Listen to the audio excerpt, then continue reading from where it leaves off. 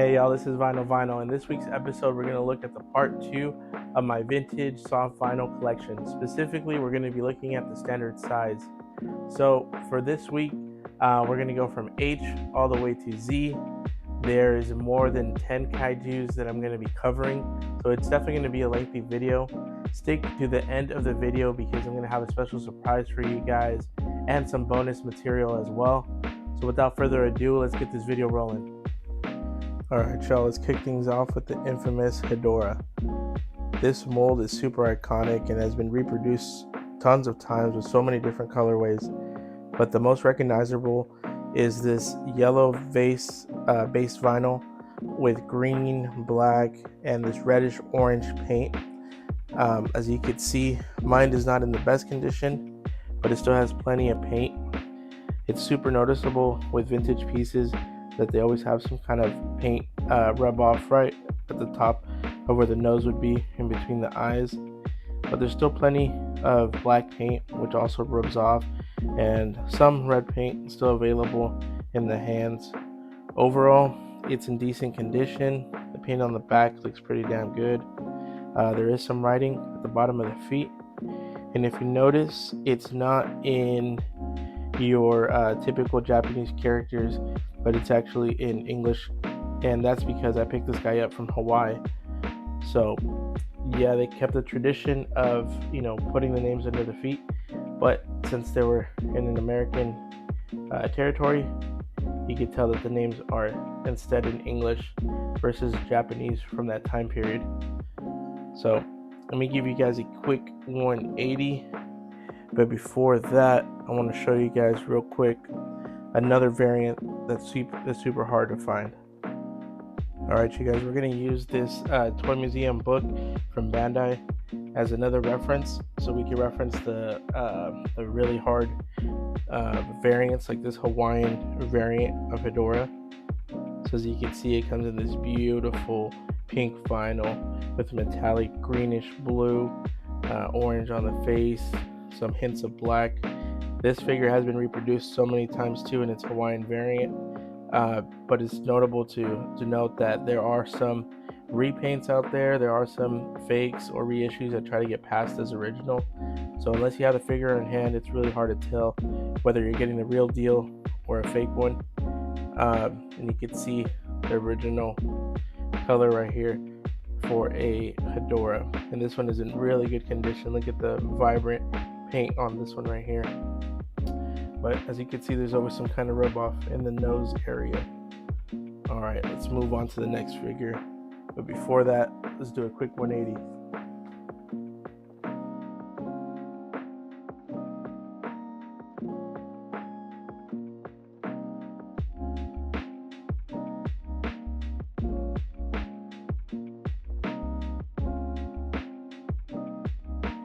Alright y'all, the next piece in my collection is actually the standard size Jet Jaguar. This one's actually produced by M1. Bullmark never produced an 8-inch scale Jet Jaguar. They only produced the medium size, which is about this tall, and the jumbo size, which is way over the size of the standard. So it's really awesome that I think it was 2000, and looks like right here it says 2008, M1 produced a Jet Jaguar that scales really perfectly with all my other 8-inch scale standard size figures. I really wish there was a vintage equivalent, but they honestly knocked it out of the park. They kept all the true colors for Jet Jaguar, and it's very similar to the jumbo size Jet Jaguar. I hope to own one in my collection one day, but for now I'll show you how it looks in the reference book.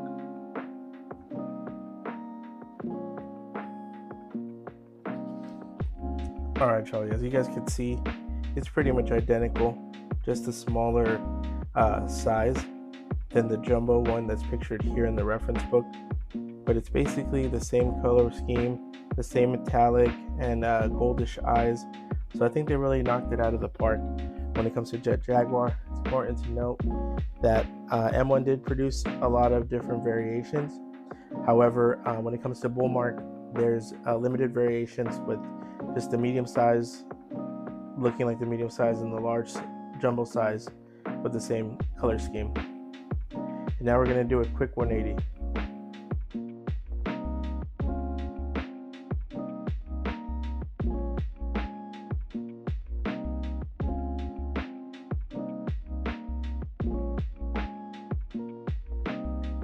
Alright y'all, moving on to King Adora.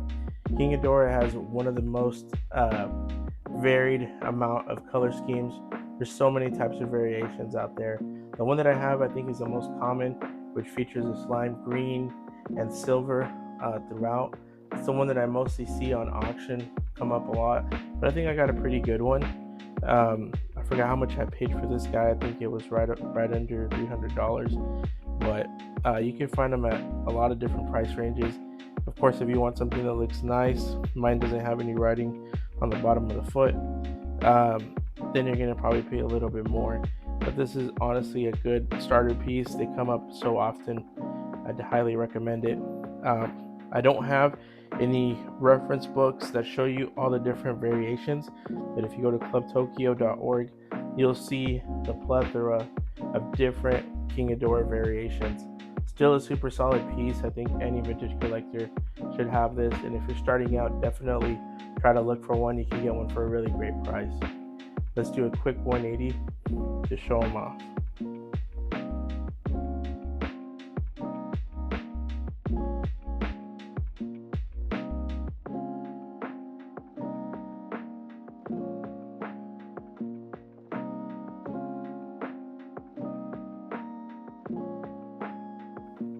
Moving along, I have this Mecha Godzilla 2 from M1. I believe it was produced in 1999, if I'm not mistaken. Yep, there it is. So as you guys know, owning an original Mecha Godzilla from Bullmark is probably near impossible in today's day and age. It probably ranges up to $10,000. I only know a handful of collectors that actually own one, and when they purchased them, it was maybe like 10 years ago at least, and they probably got it for about $5,000, which is a number that's still really steep, but definitely more doable than something like $10,000. But I think M1 did a good job of representing Mecha Godzilla 2 from the second movie of The Terror of Mecha Godzilla, and they paid homage to the original mold. But if you compare them, they definitely look a little bit different. The Mecha Godzilla 2 is a little bit thicker. He's a chubby boy compared to your regular Bullmark standard. And I'm going to show you guys how it looks on the reference book. Alright y'all, as you guys can see, this is the original Mecha Godzilla by Bullmark that was produced in 1974. As you can see, the M1 definitely replicates some of the color. It's missing some of the black paint. Oh, it does have some black paint, but not as shiny and as beautiful as this, the original Mecha Godzilla. I hope to own one day in my collection. And here's a picture of the back and the side view. A super crazy piece. Shout out to all the collectors that actually own one of these in their collection. Definitely a grail piece. But let me show you this M1 in a 180 to show you how cool it looks.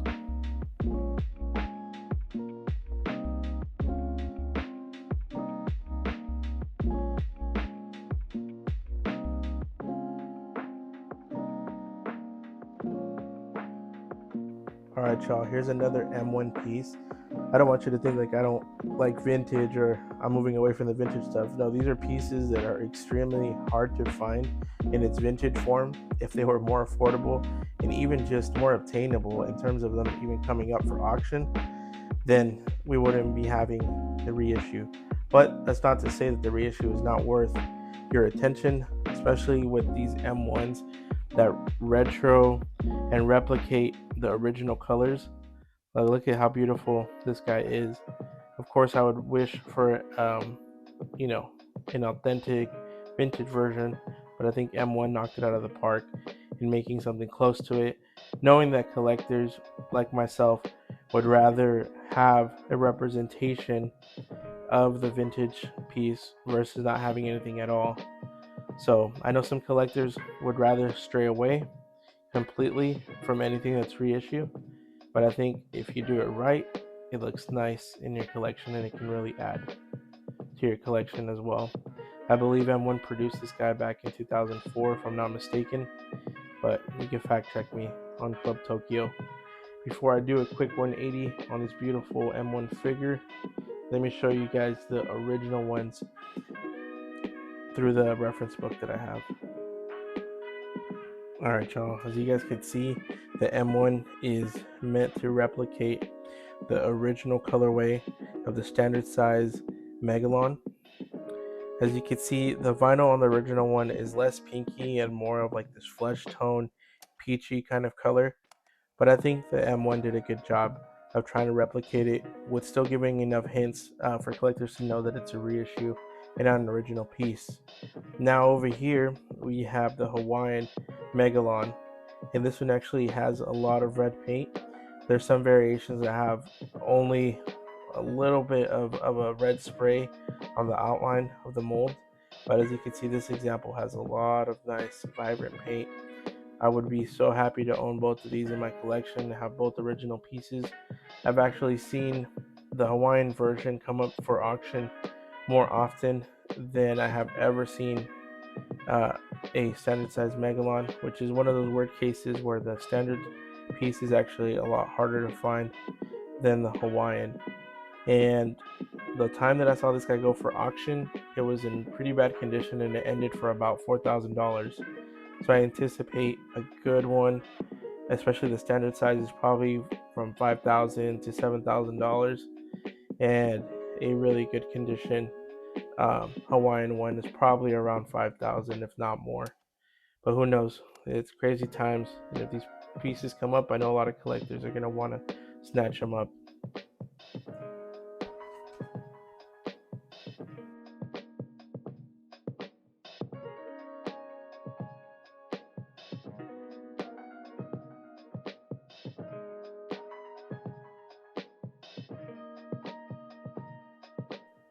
Alright, y'all, we got some double trouble going on here. You're probably wondering, oh, why do they look completely different? But it's the same character. So this is actually a 1966 Marusan Minia. Shout out to the homie for hooking this up on Instagram. As you guys could see, get the Marusan. There you go. You get the Marusan stamp right there. And mine is actually in pretty decent condition. This was originally from Pristine Art. He sold it to the homie, and the homie sold it to me for a really great price. Shout out to you, bro. You know who you are. I appreciate you for hooking it up. As you guys can see, this guy looks pretty damn ugly, but that's what makes him pretty cute at the same time. There's actually a super rare variant that replicates kind of the future of the mold, which is going to be this red Bullmark. Let me show it to you guys real fast.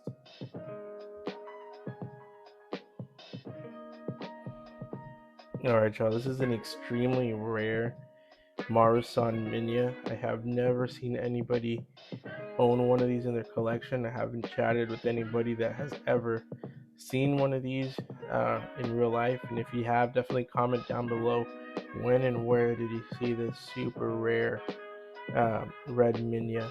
As you guys can see, it mimics the future of the Minia mold, which was going to be this red Bullmark, which we're going to get to now. So the red Bullmark looks like this. You can tell that they kind of improved the mold a little bit on the face. He's still pretty hideous, but it still looks super cute. Minia is one of my favorite characters.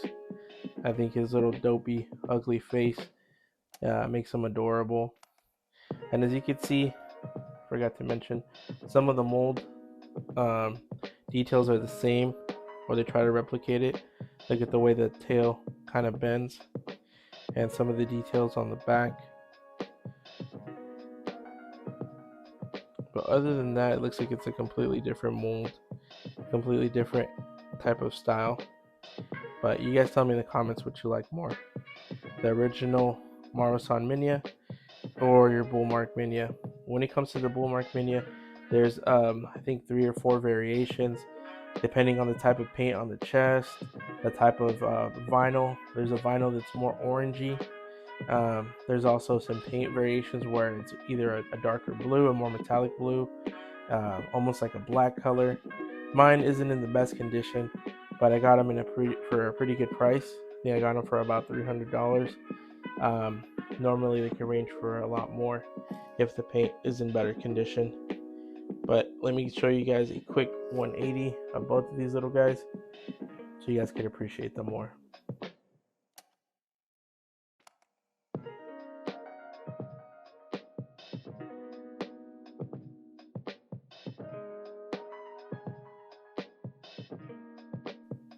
Alright, y'all, to conclude all the kaijus with the letter M, we're going to finish off with this Mothra.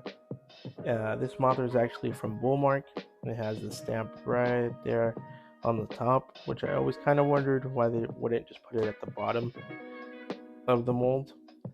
But anyways, it's still a super cool piece, a super underrated piece. This is another one of those pieces that if you're looking for a starter vintage vinyl, I would highly suggest you check out Mothra. It's pretty widely available. Like I said, with anything, condition is key. Something like this actually cost me about $220. I'm not 100% sure. If you really want to know the price on any of these guys, just make sure to comment below, and I'll search up exactly what I paid for it to let you guys know.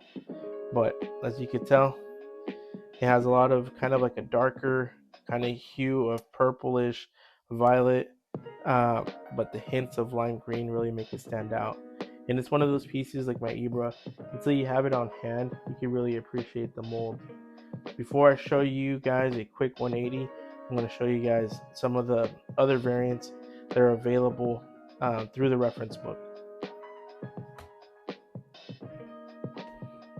Alright, y'all, right here we have actually a Marusan piece from 1966. It's kind of really close in color to the Bullmark, but it's kind of inverted, where you have the lime green on the outside and the darker purple on the inside. As you guys can see, there's no stamp on the top of it. That came later on with Bullmark. I actually haven't seen this colorway go in auction, but I do know that this one right here, this pink one from Marusan, has come up a couple times. There was a bagged one. They wanted over $2,000. Never sold, but they took it down.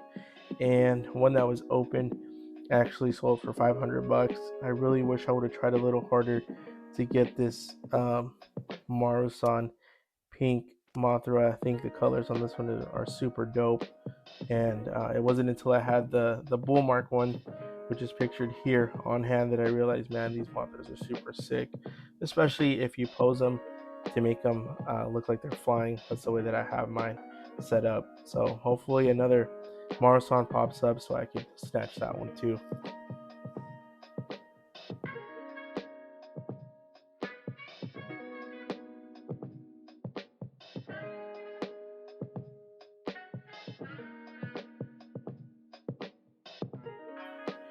Alright, y'all, moving on to Roden. This is actually one of my favorite sculpts from Bullmark.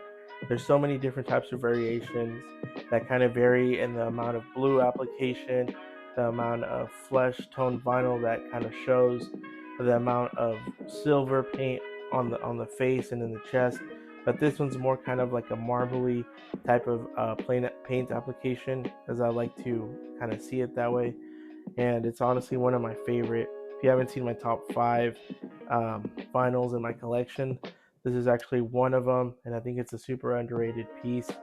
But once you consider that there's no reissue that even comes close to this piece, you'll honestly start to appreciate it. I don't have a reference on the reference book that kind of shows all the different variations, but if you go to Pt.2, you'll be able to see all the beautiful variations when it comes to Roden. So let's do a quick 180 to show every beautiful angle from this figure.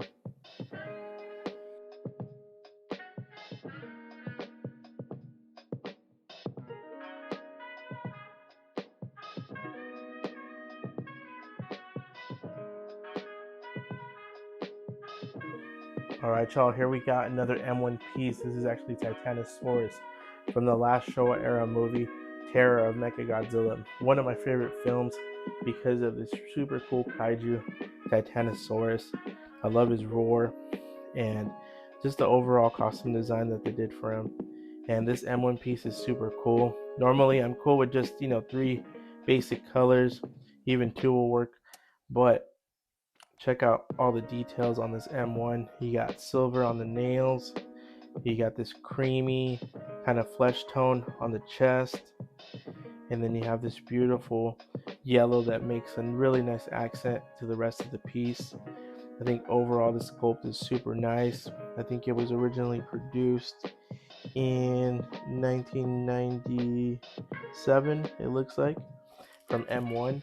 And before this piece and your marmots and all the ones that came out in the 90s, Bullmark hadn't produced a standard size Titanosaurus. So I'm really happy that this guy came out and they put the branding of Bullmark right at the bottom to kind of keep that heritage going. I really love this mold. Let me show you guys a quick 180.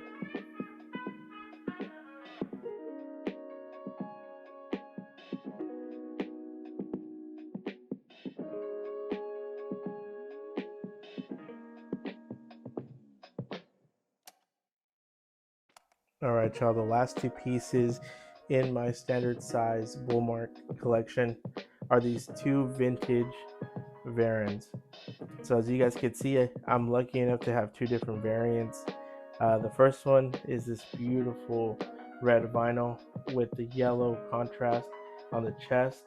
It also has a really interesting color on the back. It's like this metallic green silver. It's super hard to describe, but it almost has like a type of effect that, depending on how you're looking at it, I forget what you call that, it changes its color, and it's super nice. Unfortunately, it doesn't have the most amount of paint, but it has enough to kind of show you guys how beautiful this figure really is. The other one that I have here is another variant with the overspray of silver on the chest and some black paint on the back. Pretty straightforward colorway on this guy. When it comes to Varon, there's so many different types of variants. Some of them look like it's just like, depending on the day or depending on the person that painted them, they look totally different from batch to batch, but I really hope to get more. The one that I really want is the green, still red vinyl with green metallic paint throughout, and I'll show you guys real quick in the reference book what I'm talking about.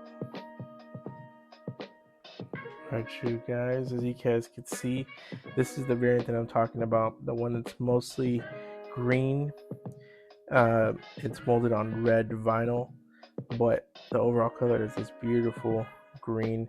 I'm really after that guy. One of them came up for auction and it actually ended for pretty cheap considering what I would have bid it on, and unfortunately I wasn't able to bid on it at that time. As you guys can see, there are other variants. There's mine right there, and even with as you guys can see, the silver belly one, there's just a lot of variation even when it comes to the way the paint was applied, but as you guys can tell, it is part of the same kind of batch.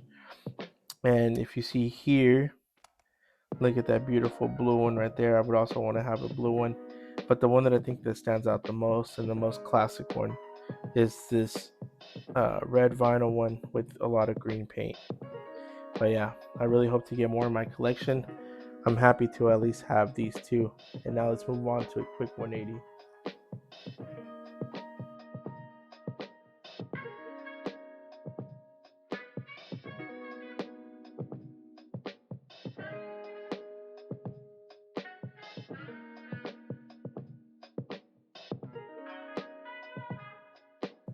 Surprise, you guys thought I was done? Nope. There's actually one more piece in my standard size kaiju collection, and this is actually my first Ultraman series kaiju, and I believe this guy is Black King from the Return of Ultraman series. I actually found him at my local toy show, and I normally don't collect Ultraman, but I found this guy for a super great price. The seller was actually super nice enough to let it go for a deal, and I was like, why not just start my Ultraman collection with this figure right here? Alright, y'all, so just stay tuned. After the 180, I'm actually going to show you guys a little bit of the footage that I did from when I found him in my local toy show. I was actually trying to do a little vlog, but honestly I got kind of nervous. I didn't go with anybody, so I was definitely out of my comfort zone, and I kind of chickened out and didn't do it at all. But at least you can kind of see some of the stuff that was there. This was the only vintage piece that I thought that was worth picking up. Like I was telling my buddies, there's barely ever any vintage Bullmark, but it was awesome that I was at least able to find this guy right here for an awesome price. Alright, you guys, hope you guys enjoyed this video.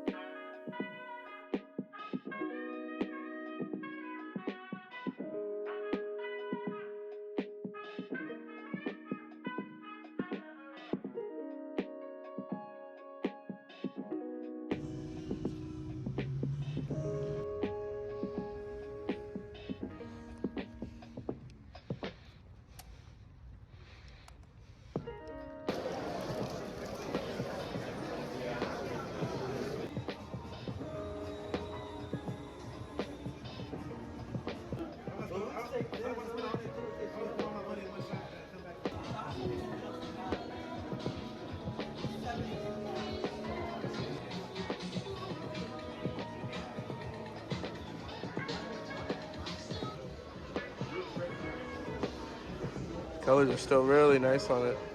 It's really shiny.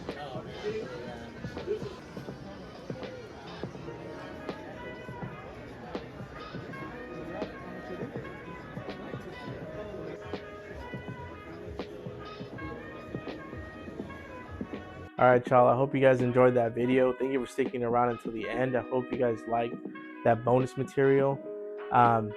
Tune in for more content to come. I definitely want to get you guys' input. I'm getting to that point where I don't know how to continue some of this content. So I definitely hope that you guys can inspire me with some of your comments down below. Also, I noticed that the last video didn't get the same amount of views that we were starting to get. We were on a good path to doing about 400 to 500 views per video. The last one dipped. So if you haven't seen part one, I urge you to go back and check that one out. That one's covering my kaijus alphabetically from A through G. So definitely go back and show some love. Share that video, share this video, and share my channel with other kaiju lovers. I really depend on you guys to promote me word of mouth, to show my videos to people in the community that are also into kaijus, specifically vintage vinyls. So thank you again for all the support, everybody that does come through and comments and always watches the videos and gives me positive feedback. I appreciate you guys, but I encourage you to continue to share this content with your fellow kaiju lovers. I'm not sure if we're going to have another video for next week. I am taking some vacation, some time off to reflect, to kind of see what I want to do next with this video. I'm going out with the kids to the lake, so I definitely want to take some time off from this channel to kind of see where it's going. I appreciate any kind of feedback, any kind of suggestions for future content. So until next time, hope you guys stay tuned. This is Vinyl.